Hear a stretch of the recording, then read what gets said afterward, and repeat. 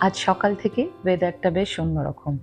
ব্যাঙ্গালোরে না বেশ কিছুদিন ধরে মেঘলা ওয়েদার চলছে। আজ সকালে সবাই তাড়াতাড়ি বেরিয়ে গেছে বাড়ি থেকে, আর ওরা না এই ওয়েদারে খুব আরামে ঘুমোয়, সারাদিন ঘুমোয়।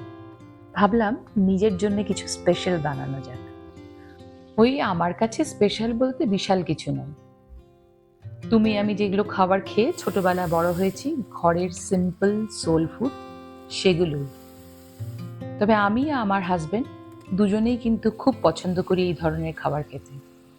তাই আজকে সুযোগও হলো, ভাবলাম বানিয়ে ফেলি। এই বহু পুরনো জিনিস, লাল চালের খুদ, আজকাল খুব অ্যাভেলেবল বাজারে। আর এর সাথে রয়েছে আমার ফেভারিট আলু পোস্ত। তোমরা সকলেই আলু পোস্ত বানাতে জানো, বানাও, কিন্তু আমি একটু অন্যভাবে বানাই। প্রথমত আমি আলু পোস্তে হলুদ ব্যবহার করি, আর লাস্টে নামানোর আগে একটু ফ্রেশলি চপ রসুন দিই। তাতে একটা ফ্রেশ গন্ধ হয়। আমি কাঁচা সর্ষের তেলের গন্ধ আমার পার্সোনালি খুব একটা পছন্দ নয়, আমি এটা ব্যবহার করি। তোমরা কিন্তু এইভাবে বানিয়ে একবার দেখতে পারো, আর আমাকে কমেন্ট করে অবশ্যই জানিও কেমন হয়েছে। অনেক দিন থেকে ভাবছিলাম এই বইটি পড়বো, তবে তার আজ সুযোগ হলো। চলো, আমার গল্প হতে থাকবে।